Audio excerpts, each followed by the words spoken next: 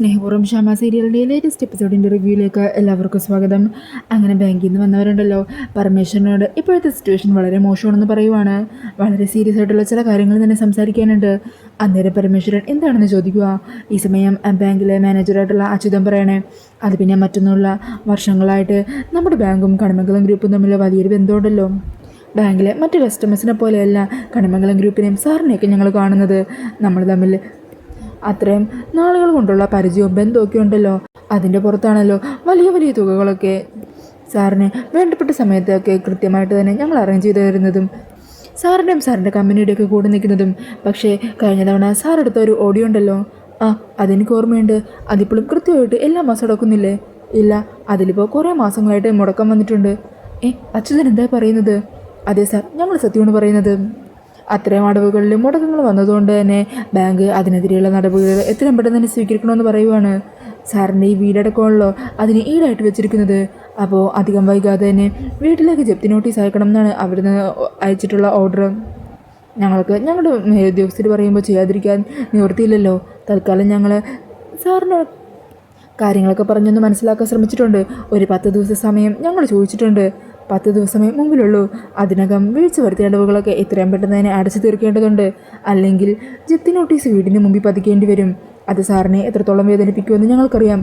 പക്ഷേ ഞങ്ങൾക്ക് മുമ്പിൽ മറ്റു മാർഗങ്ങളില്ല. ഈ കാര്യം അറിയിക്കാനാണ് ഞങ്ങൾ വന്നത്. അതേക്കുന്നതും പരമേശ്വരനും പത്മിനിയും മുത്തശ്ശിയും അതുപോലെ കൽപ്പനയും ഉർവശിയൊക്കെ എല്ലാവരും ഞെട്ടി നിൽക്കുവാണ് കേട്ടോ.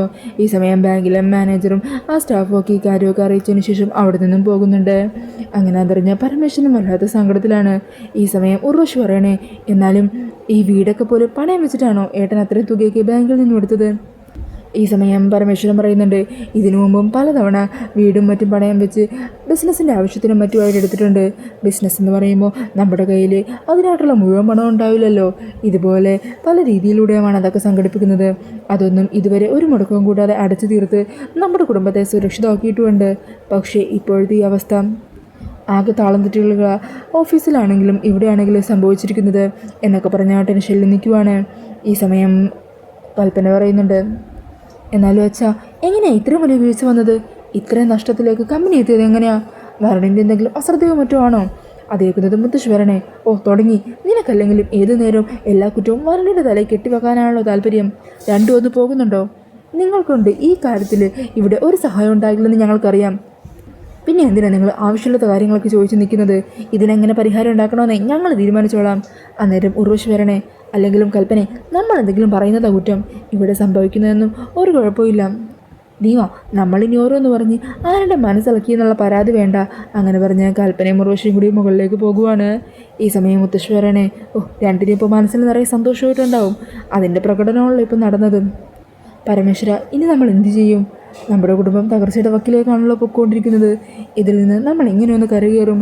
അന്നേരം പരമേശ്വരൻ പറയണേ, അറിയില്ലമ്മേ, എന്താണെങ്കിലും എന്തെങ്കിലും ഒരു വഴി കണ്ടെത്തിയേ പറ്റുള്ളൂ. അല്ലെങ്കിൽ ഇത്രയും നാളും ഞാൻ പടുത്തുയർത്തിയതെല്ലാം തകർന്ന് തരിപ്പണമായി പോകും. ചില കാര്യങ്ങളിലെ അശ്രദ്ധകൾ തന്നെയാണ് ഇതുവരെ കൊണ്ടെത്തിച്ചത്. ഇനിയും അങ്ങനെ വിട്ടാൽ പറ്റില്ലല്ലോ. എത്രയും പെട്ടെന്ന് തന്നെ ഇതിനൊരു പരിഹാരം കാണണം എന്ന് പറഞ്ഞ് നിൽക്കുവാണ് പരമേശ്വരൻ. പിന്നീട് കാണിക്കുന്നത് കൽപ്പനയും ഉർവശിയും കൂടി സംസാരിക്കുന്നതാണ്. അന്നേരം ഉർവശി വരണേ, കടമംഗലത്തിൻ്റെ തകർച്ച തുടങ്ങിക്കഴിഞ്ഞു കൽപ്പനെ. കണ്ടില്ലേ ഇപ്പോൾ വീടിൻ്റെ ജപ്തി വരെ എത്തി കാര്യങ്ങൾ. ശരിയമ്മ പറഞ്ഞത് ശരിയാ. അധികം വൈകാതെ തന്നെ ഈ വീട് ജപ്തി ചെയ്ത് പോകുമെന്നാണ് തോന്നുന്നത്. അല്ല, ഇത് ചെറിയച്ചനോട് അറിയിക്കണ്ടേ? പിന്നെ അറിയിക്കണ്ടേ? ചന്ദ്രേട്ടനല്ലേ ആദ്യം അറിയിക്കേണ്ടത്. അങ്ങനെ പറഞ്ഞു നിൽക്കുന്നതും ചന്ദ്രശേഖരൻ്റെ ഫോൺ വരുവാണ്ടോ ഉർവശിക്ക്. പറഞ്ഞു തീർന്നില്ല, 100 ആയുസ്, ചന്ദ്രേട്ടനാണ് വിളിക്കുന്നത്. അങ്ങനെ പറഞ്ഞ് കോൾ എടുക്കുവാണ്. ഈ സമയം ചന്ദ്രശേഖരൻ ചോദിക്കണേ, എന്തായി ഉർവശി? ബാങ്കുകാർ കടമംഗലം വീടിൻ്റെ മുറ്റത്ത് ജപ്തി നോട്ടീസ് ഒട്ടിച്ചോ? ചന്ദ്രേട്ടൻ എങ്ങനെ അറിഞ്ഞു? എൻ്റെ ഉർവശി, അവിടെ നടക്കുന്ന ഓരോ കാര്യങ്ങൾക്കും പിന്നിലെ എൻ്റെ ബുദ്ധി തന്നെയാണ്. നീ നോക്കിക്കോ, ഇന്ന് ബാങ്കിലെ ജീവനക്കാരെവിടെ എത്തി. അധികം വൈകാതെ ജപ്തി ഉണ്ടാകുമെന്ന് പറഞ്ഞു.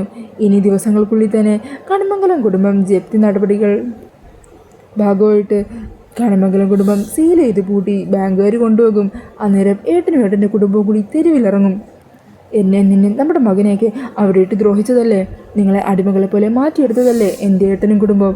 അവരിനി തെരുവിലേക്ക് ഇറങ്ങുന്നതും ഒരു ഗതിയും പരഗതിയില്ലാതെ നിൽക്കുന്നതും നമ്മൾ കാണും. നമ്മളോടൊക്കെ ചെയ്തതിന് ഓരോന്നോരോന്നിനായിട്ടും ഞാൻ അവരുടെ പകരം വീട്ടിയിരിക്കും.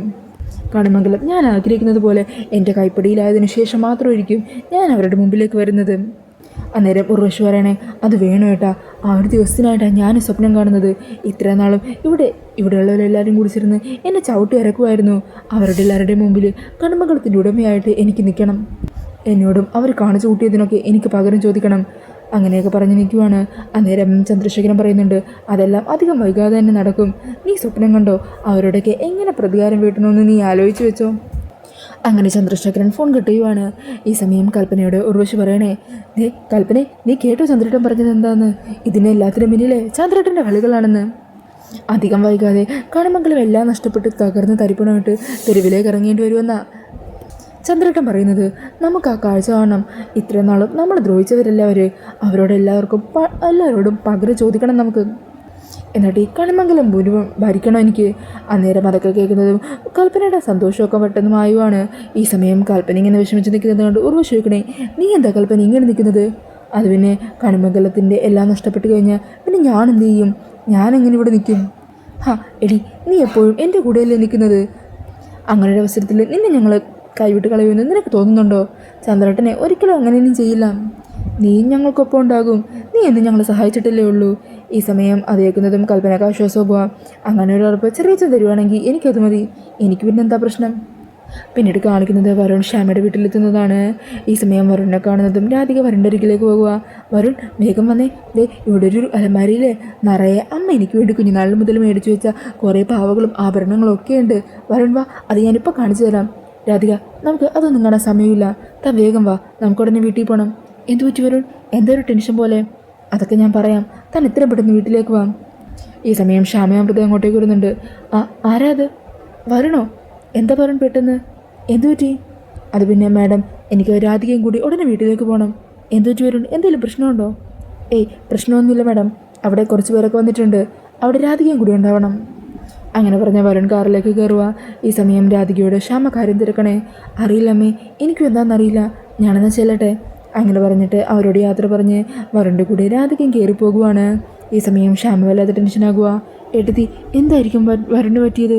വരുണിൻ്റെ മുഖം കണ്ടാലറിയാം എന്തോ ഒരു പ്രശ്നമുള്ള പോലെയുണ്ട്.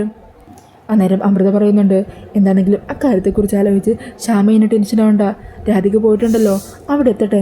അതിനുശേഷം നമുക്ക് അവളെ വിളിക്കാം, അവളോട് കാര്യങ്ങൾ ചോദിക്കാം. ഈ സമയം ശ്യാമ പറയണേ, എന്നാലും എല്ലാ കാര്യങ്ങളും സമാധാനത്തോടെ പൊയ്ക്കൊണ്ടിരിക്കുമ്പോൾ വീണ്ടും ഓരോ പ്രശ്നങ്ങൾ വരുവാണല്ലോ ഏട്ടത്തി. എന്തോ എൻ്റെ മനസ്സിൽ വല്ലാത്തൊരു ഭാരം പോലെ. ശ്യാമ പേടിക്കുന്നത് പോലെ ഒന്നും ഉണ്ടാവില്ലെന്നേ എന്നും പറഞ്ഞ് അമൃത ആശ്വസിപ്പിക്കുകയാണ്. പിന്നീട് കാണിക്കുന്നത് ചന്ദ്രശേഖരനും ഗൗതമും ബെഞ്ചമിനും കൂടി സംസാരിക്കുന്നതാണ്. അന്നേരം ചന്ദ്രശേഖരൻ പറയണേ, ബെഞ്ചമിൻ, സത്യം പറയാലോ, താൻ എൻ്റെ കൂടെ ഉണ്ടായിരുന്നതാ ഇത്ര നാളത്തെ എൻ്റെ ഏറ്റവും വലിയ ധൈര്യം. എന്നെ സഹായിക്കാൻ ബന്ധുക്കൾ പോലും ഇല്ലാതിരുന്ന സമയത്ത് താനും തൻ്റെ അനിയത്തിയാണ് എൻ്റെ കൂടെ നിന്നതും ജയിലിൽ നിന്ന് പുറത്തിറങ്ങാൻ എന്നെ സഹായിച്ചതും. അത് ഞാൻ എൻ്റെ ജീവിതത്തിൽ മറക്കില്ല. അതുകൊണ്ട് ഇനിയുള്ള കാര്യങ്ങളിലും മുമ്പോട്ടുള്ള യാത്രയിലൊക്കെ നമ്മൾ ഒരുമിച്ചായിരിക്കും, നമ്മളൊരു ഗ്രൂപ്പായിരിക്കും. ഈ സമയം ബെഞ്ചമിൻ പറയണേ, സാറേ, ഞാൻ എന്നോട് ആത്മാർത്ഥത കാണിക്കുന്നവരോട് തിരിച്ചു അതേ ആത്മാർത്ഥത കാണിക്കാറുണ്ട്. ജീവൻ കൊടുത്തിട്ടാണെങ്കിലും അവരുടെ കൂടെ നിൽക്കും. ഈ സമയം ചന്ദ്രശേഖരൻ പറയണേ, അതെനിക്കറിയാടോ, താൻ കാരണം ഇത്രയും പെട്ടെന്ന് ഞാൻ ആഗ്രഹിച്ചതുപോലെ കണിമംഗലം ഗ്രൂപ്പിൻ്റെ തകർച്ച എനിക്ക് കൺമുമ്പിൽ കാണാൻ പറ്റിയത്. വീട് ജപ്തിയുടെ വക്കീലായി ഏട്ടന് വിശ്വസ്തയോടെ പണം കെടുത്ത കുറേ പേരുണ്ട്. അവരെല്ലാം വിളിച്ച് ഞാനൊന്ന് ഇളക്കി വിട്ടിട്ടുണ്ട്. ഇനിയിപ്പോൾ അവരെല്ലാവരും കൂടി ഏട്ടനെ വിളിച്ച് ഉണ്ടായിരുന്ന ബാക്കിയുള്ള സമാധാനവും കൂടി എടുത്തോളും. അവരുടെ എല്ലാം കോളും വിളിയൊക്കെ സഹിക്കാനാവാതെ ഏട്ടൻ്റെ മുമ്പിൽ പിന്നെ 2 ഓപ്ഷനേ ഉണ്ടാകുള്ളൂ. ഒന്നെങ്കിൽ സൂയിസൈഡ് ചെയ്ത് ജീവിതം അവസാനിപ്പിച്ച് കളയുക, അല്ലെങ്കിൽ ഈ ചന്ദ്രശേഖരന് മുമ്പിൽ സറണ്ടർ ആവുക. അന്നേരം ബെഞ്ചമിൻ പറയണേ, അതിൽ സാർ ആഗ്രഹിക്കുന്നത് 2ാമത്തെ ഓപ്ഷൻ ആയിരിക്കുമല്ലേ? താൻ കൊള്ളാളോട് ബെഞ്ചമിൻ, അത് മനസ്സിലാക്കി കളഞ്ഞു. നമ്മുടെ ശത്രുക്കൾ നമ്മുടെ കാൽച്ചുവട്ടി വന്ന് കിടക്കുന്നതല്ലേ നമുക്ക് ഏറ്റവും സന്തോഷം. 6 നിമിഷത്തിന് വേണ്ടിയാണ് ഞാൻ കാത്തിരുന്നത്. ഇത്രയും നാൾ എന്നെ ചവിട്ടിയാതെ അവനും അവൻ്റെ കുടുംബവും എല്ലാം നഷ്ടപ്പെട്ട് എൻ്റെ ഈ കാൽ കീഴ് വരണം. ചെയ്ത തെറ്റിന് എന്നോട് കരഞ്ഞ് മാപ്പ് പറയണം. ആ ഒരു ദിവസത്തിനാണ് ഞാൻ കാത്തിരിക്കുന്നത്. അതിന് അധികം വൈകാതെ തന്നെ എനിക്ക് കാണാൻ പറ്റും എന്നും പറഞ്ഞ് സന്തോഷിച്ച് നിൽക്കുവാണ് കേട്ടോ ചന്ദ്രശേഖരൻ. പിന്നീട് കാണിക്കുന്നത് പരമേശ്വരൻ്റെ ഫോണിലേക്ക് പൈസ ചോദിച്ച് ഇതിനു മുമ്പ് പൈസ കൊടുത്തിരുന്ന പല ആൾക്കാരും വിളിക്കുന്നതാണ്. അവരെയൊക്കെ കാര്യങ്ങളൊക്കെ പറഞ്ഞ് പരമേശ്വരൻ ആശ്വസിപ്പിക്കാൻ ശ്രമിക്കുന്നുണ്ട് കേട്ടോ. അങ്ങനെ പരമേശ്വരൻ വരുണിനോടും രാധികയോടും അതുപോലെ സൂര്യയും പത്മിനിയൊക്കെ അരികിലുണ്ടാവും. അവരോടൊക്കെ പറയണേ, ഇതിനു മുമ്പ് നമ്മുടെ കമ്പനിയിലെ ഓരോ ആവശ്യങ്ങൾക്ക് പണം എത്ര വേണമെങ്കിലും ഒരു മടിയും കൂടാതെ തന്ന് സഹായിച്ചിരുന്നവരാണ് ഇവരെല്ലാവരും. എന്നാലിപ്പോൾ കണിമംഗലത്തിന് തകർച്ചയറിഞ്ഞ് തങ്ങൾക്കുള്ള പണം നഷ്ടപ്പെട്ടു പോകുമെന്നുള്ള ടെൻഷനിലും പരിഭ്രമത്തിലുമൊക്കെ വിളിക്കുവാണ്. സത്യം പറഞ്ഞാൽ ഇവരുടെയൊക്കെ ഈ വിളി കാണുമ്പോൾ ഇവരെ ആരും ഇളക്കി വിടുന്നത് പോലെയാണ് എനിക്ക് തോന്നുന്നത്. അന്നേരം സൂര്യ ചോദിക്കണേ, അച്ഛൻ പറയുന്നതൊക്കെ വെച്ച് നോക്കുമ്പോൾ നമ്മുടെ കുടുംബത്തെ തകർക്കാൻ, നമ്മളെ ഇല്ലാണ്ടാക്കാൻ ഏതോ ചില ശത്രുക്കളെ ശ്രമിക്കുന്നുണ്ടെന്നല്ലേ കരുതേണ്ടത്. അപ്പോൾ അവരാരാണെന്ന് നമുക്ക് കണ്ടുപിടിക്കേണ്ട അച്ഛാ. അതൊക്കെ കണ്ടുപിടിക്കണം. പക്ഷേ അതിനേക്കാളൊക്കെ പ്രധാനം ഈ പ്രതിസന്ധി ഇപ്പോൾ മറികടക്കുക ഉള്ളതാണ്. എല്ലാവരുടെയും ആശങ്കകൾ മാറ്റണം. അതിനുശേഷം മാത്രമേ ബാക്കി എന്തെങ്കിലും നമ്മളെ കൊണ്ട് ചെയ്യാൻ പറ്റുള്ളൂ. അതിനുള്ള വഴി എന്ത് വേണമെന്നാണ് ഇപ്പോൾ ആലോചിക്കുന്നത്. ഈ സമയം വീണ്ടും ഒരു കോൾ വരുക. ചെട്ടിയാരാ വിളിക്കുന്നത്. 25 കോടി രൂപ ചോദിച്ചാൽ ഒരു മടിയും കൂടാതെ ഒരു വായ്പയും വെക്കാതെ പെട്ടെന്ന് തന്നെ നമുക്ക് എത്തിച്ചേരുന്ന ആളാ. ഇനിയിപ്പോൾ ഇയാൾ എന്താണാവോ പറയാൻ പോകുന്നത്. അന്നേരം രാധിക പറയുന്നുണ്ട്, തൽക്കാലം അയാളുടെ ഫോൺ എടുക്കണ്ട. അയാൾ ഓരോന്നൊക്കെ പറയുമ്പോൾ അച്ഛനത് കൂടുതൽ വിഷമവും. മോളെ രാധികെ, നമ്മൾ ബിസിനസ് ചെയ്യുന്നവരാണ്. അങ്ങനെയുള്ളപ്പോൾ നമ്മളൊരു കോൾ എടുക്കാതിരുന്നാൽ അതിൻ്റെ ദോഷഫലങ്ങൾ വലുതായിരിക്കും. എന്താണെങ്കിലും അയാൾ പറഞ്ഞോട്ടെ, എടുക്കാതിരിക്കുന്നത് ശരിയായ കാര്യമല്ല. അങ്ങനെ പരമേശ്വരൻ എടുക്കുവാണ്. അയാളെന്തോ കാര്യങ്ങളൊക്കെ അറിഞ്ഞിട്ട് പരമേശ്വരൻ്റെ മോശമായിട്ട് സംസാരിക്കുന്നുണ്ട്. പരമേശ്വരൻ്റെ രീതികളും മാറുന്നുണ്ട് കേട്ടോ. അതെ, നിങ്ങൾക്ക് തരാനുള്ള പണമെല്ലാം കൃത്യമായിട്ട് തന്നിരിക്കും. ആരെങ്കിലും എന്തെങ്കിലും പറയുന്നത് കേട്ട് ഇത്തരത്തിലുള്ള സംസാരമൊന്നും ഇനി മേലാൽ എന്നോട് പറഞ്ഞു പോകരുത് എന്നും പറഞ്ഞ് പരമേശ്വരൻ കോൾ കട്ട് ചെയ്യുവാണ്. അയാൾ മനഃപൂർവ്വം എന്നോട് ദേഷ്യപ്പെടാൻ വേണ്ടി മാത്രം തന്നെ സംസാരിക്കുന്നതാ. ആരൊക്കെയോ എന്തൊക്കെയോ പറഞ്ഞു കൊടുത്തിട്ടുണ്ട്. അന്നേരം പത്മിനി പറയുന്നുണ്ട്, ഇത്രയും നാളും ഏട്ടനെ ദൈവത്തെ പോലെ കണ്ട് ആരാധിക്കുകയും അതുപോലെ ബഹുമാനത്തോടു കൂടി സംസാരിക്കുകയും ചെയ്തിരുന്ന ആൾക്കാരാ ഇപ്പോൾ ഈ രീതിയിലുള്ള സംസാരങ്ങളും ഭീഷണികളുമായിട്ട് വരുന്നത്. എല്ലാം കൂടി ആലോചിക്കുമ്പോൾ മനസ്സിൽ വല്ലാത്തൊരു സങ്കടം തോന്നുക എന്നൊക്കെ പറഞ്ഞ് ടെൻഷനിൽ നിൽക്കുവാണ് കേട്ടോ പത്മിനി. ഈ സമയം അതെല്ലാം കേട്ട് വരുണുമാക്കി സങ്കടമാകുവാണ്. താൻ കാരണമാണല്ലോ ഇതെല്ലാം സംഭവിച്ചത്. താൻ ബെഞ്ചമിനെ വിശ്വസിച്ചത് കൊണ്ടാണല്ലോ ഇങ്ങനെയൊക്കെ നടന്നതെന്നോർത്ത് വരുണും വല്ലാതെ ദേഷ്യത്തിലും കുറ്റബോധത്തിലും ഒക്കെയാണ് കേട്ടോ. അപ്പോൾ ഇതൊക്കെ കാണിച്ചുകൊണ്ടാണ് എപ്പിസോഡ് തീരുന്നത്. ഈ ഒരു റിവ്യൂ ഇഷ്ടമായിട്ടുണ്ടെങ്കിൽ മറക്കാതെ വീഡിയോ ഒന്ന് ലൈക്ക് ചെയ്യണേ. ഇതുപോലുള്ള കൂടുതൽ റിവ്യൂസിനായിട്ട് ഈ ചാനലൊന്ന് സബ്സ്ക്രൈബ് ചെയ്തും കൂടി സപ്പോർട്ട് ചെയ്യണേ. താങ്ക്